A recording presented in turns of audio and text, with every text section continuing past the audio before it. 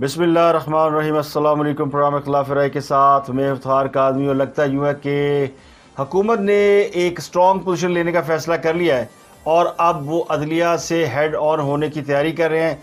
लेकिन उसके साथ साथ इस्टेब्लिशमेंट के हवाले से भी कुछ इंकशाफात सामने और पहली बार हुकूमत के किसी बड़े रहनुमा ने इस्टेब्लिशमेंट के हवाले से अहम बातें की हैं। वो अहम बातें क्या हैं वो आपको बताएंगे।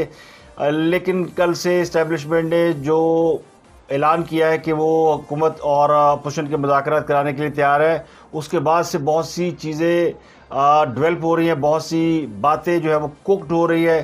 तो इस्लामाबाद में बहुत सी अफवाहों का और बातों का तूफ़ान जो है वो गर्म है। सदर आरिफ अलवी भी मैदान में आ गए हैं और ये जो सारी चहमगोइयाँ हो रही हैं नई हुकूमत के हवाले से, नए इलेक्शन के हवाले से, उसमें लगता यूँ है कि सबके कान खड़े हुए हैं। सबसे अहम बात यह है कि फ़ौज की जो इंटरवेंशन हुई है, जिसके मुताबिक ये कहा गया है कि फ़ौज मुज़ाकरात कराने के लिए तैयार है या मुज़ाकरात कार का रोल करने के लिए तैयार है। ये वो स्टांस है, ये वो पोजीशन है जो कि एक तवील अरसे के बाद जब से फ़ौज ने ख़ुद को न्यूट्रल करार दिया है, जब से खान साहब की हुकूमत गई है और जब खान साहब की हुकूमत के ख़िलाफ़ तहरीक अदम-ए-एतमाद लाई जा रही थी, तो उस वक़्त की हुकूमत ने, जो कि इमरान खान साहब जिसके वज़ीर-ए-आज़म थे, उन्होंने फ़ौज से दरख्वास्त की थी कि उनकी अपोजिशन के साथ मुज़ाकरात करा दिए जाए और कोई लाहे अमल या कोई बीच का रास्ता निकाला जाए। तो अब किसी ने भी उनसे दरख्वास्त नहीं की, लेकिन वो अपना रोल अदा करने के लिए तैयार है। और उसकी वजह यह कि मुल्क में मुआशी अदम इस्तेहकाम भी बढ़ चुका है और सियासी अदम इस्तेहकाम भी बढ़ रहा है, जिसने सबको हिला के रख दिया है और बहुत सारे प्लान जो है वो आगे पीछे हो रहे हैं, बहुत सारे वादे, बहुत सारे मुआहदे आगे पीछे हो रहे हैं। और पहली बार मरीम नवाज़ भी बोली है और उन्होंने सुप्रीम कोर्ट को आड़े हाथों लिया है और अदलिया के ऊपर भरपूर चढ़ाई की है। और हमजा शहबाज के हवाले से सुप्रीम कोर्ट ने जो पोजीशन ली है, उस पर अब मुस्लिम लीग नून ने भी एक वाज़ेह पोजीशन ले रही है और सारे कह रहे हैं कि हम फुल कोर्ट का फैसला मानेंगे, एक ही बेंच और मखसूस किस्म के फ़ैसले बस बहुत हो गया, अब नहीं मानेंगे। और ये पोजीशन लेने वालों में सबसे आगे है मरीम नवाज़। साबिक़ वज़ीर नवाज शरीफ की साहबजादी मुस्लिम लीग नून की सदर मरीम नवाज़ ने कहा कि लाडले को फ़ायदा पहुँचाने के लिए नई तशरीह की गई है। उन्होंने कहा कि मौजूदा सियासी इंतशार और अदम इस्तेहकाम का सिलसिला उस अदालती फ़ैसले से शुरू होता है जिसके ज़रिए आइन में मनमानी तशरीह करते हुए अपनी मर्ज़ी से वोट डालने वालों के वोट न गिनने का हुक्म जारी हुआ। इसकी एक नई तशरीह की जा रही है ताकि लाडले को फ़ायदा पहुँचा, जिसे कल पहुँचा था और नामंजूर। उन्होंने इसके एंड में लिखा नामंजूर, लेकिन उन्होंने इसका दूसरा हिस्सा भी लिखा। उन्होंने कहा इंसाफ के ऐवान भी धौंस धमकी, बदतमीजी और गालियों के दबाव में आकर बार बार एक ही बेंच के जरिए मखसूस फैसले करते हैं, अपने ही दिए फैसलों की नफ़ी करते हैं, सारा वजन तराजू के एक ही पलड़े में डाल देते हैं। तो ऐसे एक तरफा फैसलों के सामने सर झुकाने की तवक्को हमसे न रखें, बस बहुत हो गया। ये वो पार्टी लाइन है। लगता है कि नवाज शरीफ ने अपने लोगों को इस बात की इजाज़त दे दी कि अब वो खुल खेलने और खुलकर बोले। हुकूमत जो पिछले कुछ अरसे से खामोश थी और बहुत सी अहम मौके पे जब हुकूमत को बात करनी चाहिए थी, पोजीशन लेनी चाहिए थी, वो नहीं ले पाए। तो आज एक मरीम नवाज ने पोजीशन ली और दूसरी पोजीशन ली मौलाना फजलुर रहमान ने। और मौलाना फजलुर रहमान ने आकर इस बात का इंकशाफ किया कि हुकूमत को कहा जाता है हदायत पर चलना है वरना बहरान पैदा कर देंगे। तो पहली बार पीडीएम के सरबराह ने और हुकूमती इत्तेहाद के किसी अहम रुकन ने इस बात का एतराफ़ किया है कि उनकी हुकूमत डायरेक्शन पर चल रही है। अगर हुकूमत डायरेक्शन पर चल रही है तो फिर इसका मतलब ये है कि न्यूट्रल तो न्यूट्रल नहीं है। और फिर खान साहब भी ठीक कहते थे कि वो न्यूट्रल नहीं है, आइदर वो हमारे साथ है या फिर दूसरों की तरफ है। तो अगर हुकूमत को हदायत के ज़रिए चलाया जाता रहा है तो फिर ये जो बहरान पैदा हो रहा है इसका ज़िम्मेदार मौजूदा हुकूमत है या फिर वो जो हदायतकार हैं। मौलाना फजलुर रहमान ने कहा कि कोई बहरान नहीं है, इदारे खामोश बैठ जाएं तो कोई बहरान नहीं है। इमरान खान हमारे लिए चुटकी भी नहीं भला बनाकर पेश न किया जा रहे। हम इमरान खान को जानते हैं, वो हमें जानता है। बिला वजह अगर बहरान पेश करना है तो आम आदमी को पेश करो। मुल्क को बहरान में कौन मुब्तला कर रहा है, इस पर बात करनी चाहिए। उन्होंने कहा वज़ीर-ए-आज़म को यूनिटी ऑफ कमांड की हैसियत हासिल है, लेकिन हुकूमत को कहा जाता है कि हदायत पर अमल करना है वरना बहरान पैदा कर देंगे। तो इस बात ने ये सारा कच्चा चिट्टा खोल दिया है कि हाथ पार पे बने हुए ने, जो इतने अरसे से हम लोग चीख रहे थे और लोग बातें कर रहे थे कि ये क्यों हुकूमत खामोश है और क्यों बात नहीं करती, और इतने अहम फैसले हो रहे हैं, इतने अहम मौके हैं जहाँ पर हुकूमत को पोजीशन लेनी चाहिए थी। और ख़ास अब जो कि बार बार आइन तोड़ रहे हैं, कानून तोड़ रहे हैं और उनको खुल खेलने की इजाज़त है, उनके खिलाफ भी कोई कार्रवाई नहीं हो रही। और हुकूमत करप्शन के मामलात पेश करती है लेकिन मुकदमा कायम नहीं करती और उन लोगों को गिरफ्तार नहीं करती जिनके ऊपर इल्ज़ाम लगाती है। तो इस तरह ये एक तो चीज़ खुल गई कि हुकूमत के हाथ पाँव बंधे हुए हैं और वो हाथ पाँव अब खुलने जा रहे हैं, क्योंकि ऐलान हो गया कि नई मुस्लिम लीग बनने का।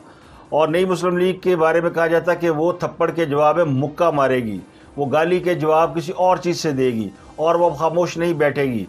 तो लगता यूँ कि बिलाखिर इस बात का फ़ैसला हो गया और कि मुस्लिम लीग नून अब खामोश नहीं रहेगी और अब मामला जो है वो दू बदू होगा और ये मामला मज़ीद सियासी अदम इस्तेकाम पैदा करने की तरफ जा रहा है, क्योंकि वो कहते हैं ना, इनफ इज़ इनफ।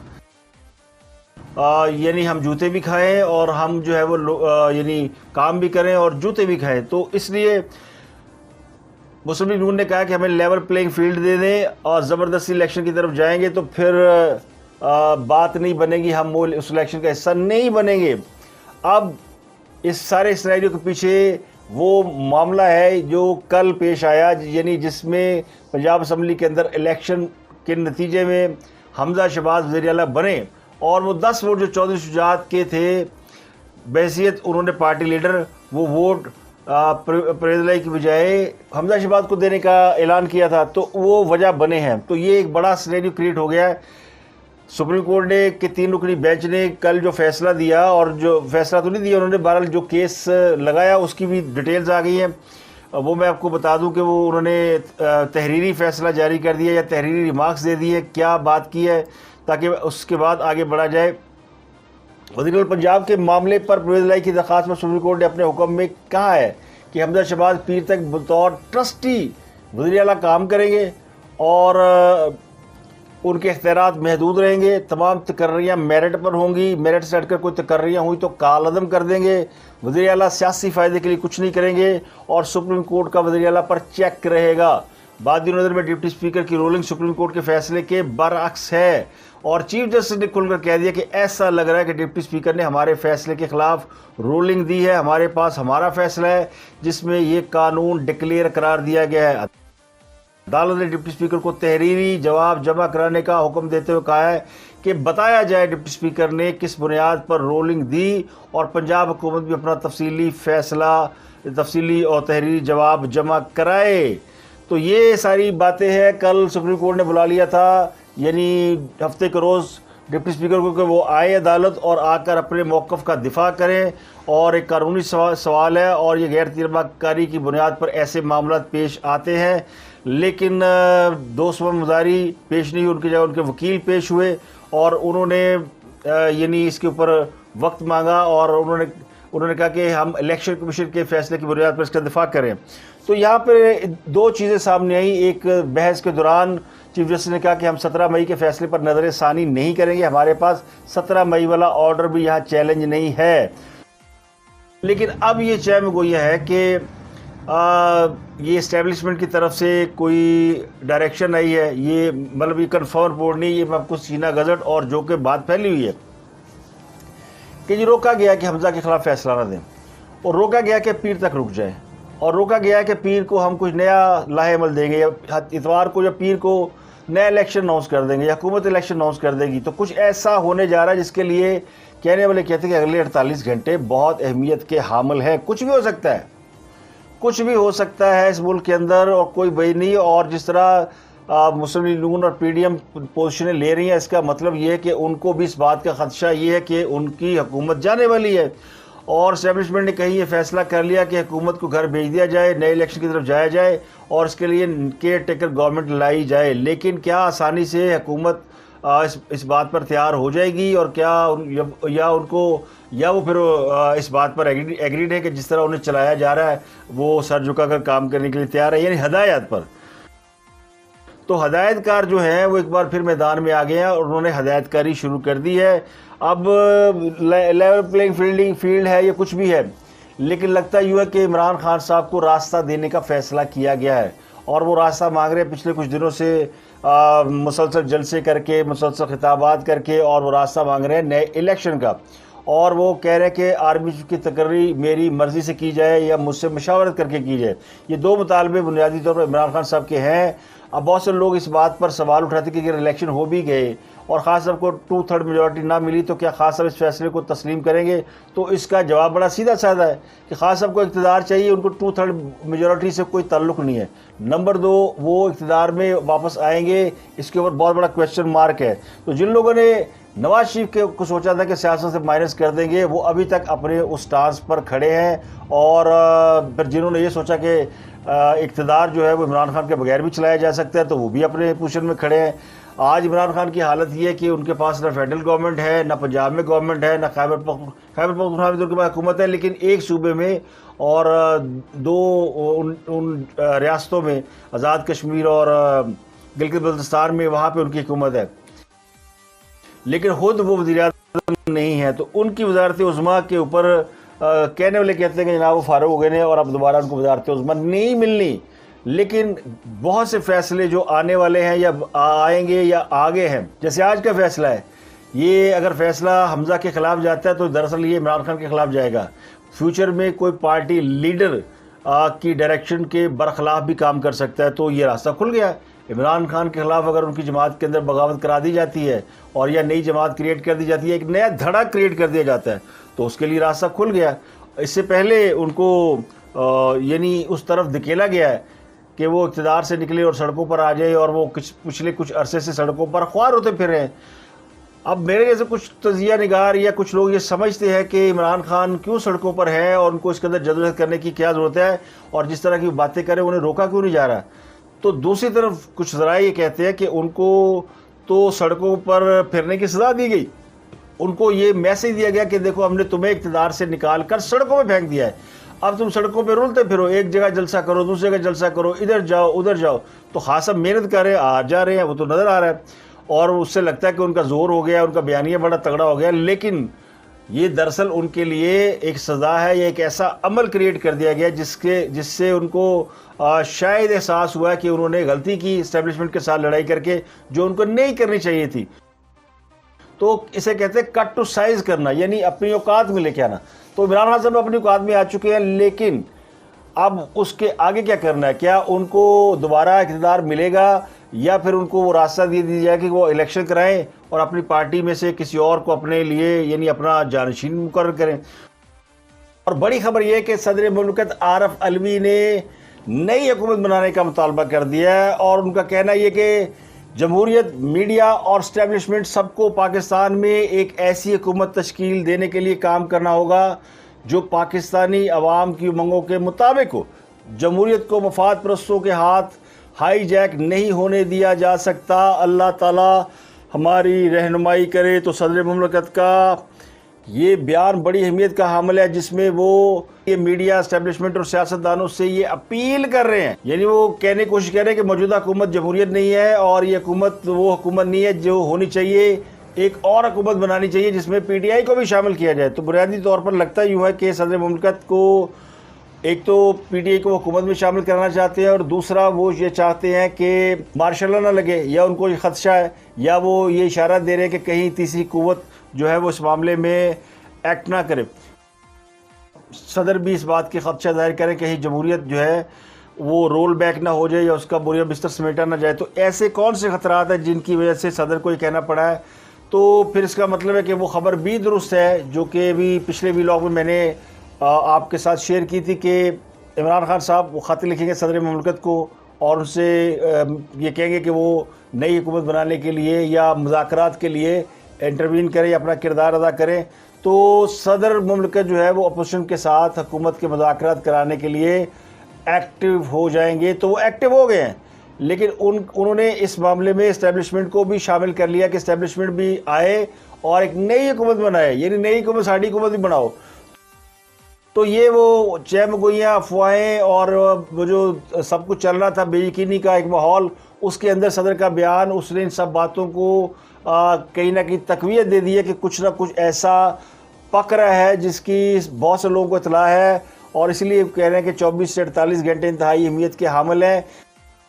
बरडी चौक पर मुस्लिम लीग ने एक मुजाहरा किया तो ख्वाजा साद रफ़ीक ने जो बात की है बड़ी अहम है। उन्होंने कहा कि इमरान खान साहब, आपकी जो मंजिल है हम आपका खेल ख़राब कर देंगे, हम नहीं चाहते आपका खेल ख़राब हो, तो बैठ के मुज़ाकरात करके बात करके चीज़ों को आगे लेकर चलें, ये मौका किसी और को ना दें। उन्होंने कहा हम तुम्हें बताना चाहते हैं, इलेक्शन का फ़ैसला हम मिलकर कर लेते हैं। यानी वही कह रहे हैं ख्वाजा साद रफ़ीक कि ये जो इस्टेब्लिशमेंट ने बीच में इंटरवीन किया कि हम मुज़ाकरात करा देते हैं हुकूमत और अपोजिशन के, इसकी बजाय अगर इमरान खान हिम्मत पैदा करे तो सीधे सीधे जो है ना हुकूमत के साथ बैठकर मुज़ाकरात करो और इलेक्शन की डेट फाइनल कर दें। लेकिन किसी और के ज़रिए इलेक्शन की डेट फाइनल करना और मशरूत तरीके से करना, ये राना सलाउल्लाह ने कहा कि अगर वो मशरूत तरीके से मुज़ाकरात करना चाहेंगे तो हम नहीं करेंगे। तो हुकूमत जो है इसके ऊपर यानी फ्लेक्सिबिलिटी दिखा रही है और ये प्रेशर बढ़ गया हुकूमत के ऊपर, इलेक्शन का अचानक ही प्रेशर आया। और ये उसी तरह का प्रेशर है जिस तरह रुपये के ऊपर प्रेशर आया, जिस तरह रुपया एकदम प्रेशर में आ गया डॉलर के, और पाकिस्तान के तमाम बड़े बड़े जहन, बड़े बड़े दिमाग, बड़े बड़े कारीगर, बड़े बड़े प्लानर, बड़े बड़े सियासतदान सारे दबाव में आ गए हैं। डॉलर ने सारे लम्बा पा लिया। तो एक बात समझ आए, अमेरिका ना इमरान खान का है, ना नवाज शरीफ का है, ना आर्मी का है, ना किसी और का है। अमेरिका अमेरिका है और IMF अमेरिका के कहने पे चलता है। और इस वक्त IMF ने हमारी गर्दन को दोनों हाथों से पकड़ा हुआ है और ये है मैटर ऑफ कंसर्न। और इस वक्त ज़रूरत यही है, अगर फ़ौज ये काम करती है वेल एंड गुड, कि अपोजिशन हुकूमत को बिठाती है वेल एंड गुड, और अगर ये काम अदलिया करती है तो वेल एंड गुड। लेकिन अदलिया अपने खेल खेल रही है और अदलिया इस वक्त इस मुल्क के अंदर बहरानों की सबसे बड़ा एक सिंबल बन गई है। इसलिए तो इस वक्त एक वेव चल गई है और लोगों को नज़र आ गया कि किस तरह एक तरफा फैसले किए जा रहे हैं और एक ही बेंच बना के, एक किस्म का बेंच बना के फैसले दिए जा रहे हैं। मसला ये नहीं कि हमजा शहबाज इक़्तिदार में रहे या कोई और रहे, लेकिन वो जो नीयत है वो नज़र आ रही है। और फिर जिस पार्टी की क़यादत को वापस आने की इजाज़त ना मिले, क्योंकि अब तो बात समझ में आ गई कि नवाज शरीफ वापस क्यों नहीं आ रहे और उनके हवाले से अभी तक क्लियरेंस क्यों नहीं दी जा रही है, क्या मसला क्या है। तो समझ आ गई बात कि उनको मैदान से बाहर रखा जा रहा है। तो जिसको मैदान से बाहर रखने का फैसला एक दफ़ा हो जाता है तो फिर वो फैसला अभी तक जो है वो उस पर कायम है। और अदालत का अब हाल देखें ना, अदालत के ऊपर अटैक होता है तो अदालत किसी को कुछ नहीं कहती। अदालत आके हमजा का केस और हमजा के ऊपर चेक भी रख रही है, वो भी कर रही है, और इसके बारे में कहा जा रहा है कि जी ये उनकी माँ पर हुआ है और शायद उनकी तरफ से ये पैगाम आया उन बड़े लोगों की तरफ से कि हमजा को जो है वो थोड़ी देर के लिए वज़ीर आला रखा जा सकता है अनटिल कि आप इलेक्शन में चले जाएं। और मुमकिन है कि आगे गवर्नमेंट जब इलेक्शन हो तो पंजाब में गवर्नमेंट यही हो, हमजा शहबाज की हो, लेकिन इसके लिए फिर हुकूमत के ऊपर दबाव होगा कि वो इलेक्शन अनाउंस कर दे।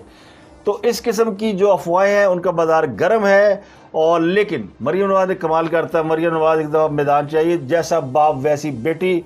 और ये जिन सब ने सत्तू पिए हुए थे, अब उनको मुझे लगता है मरियम को बोलने की इजाज़त मिल गई है। और नवाज शरीफ साहब जो कि बड़े अरसे से खामोश है, अब उनको भी समझ आ गई है कि ये मामला इस तरह नहीं पड़ेगा।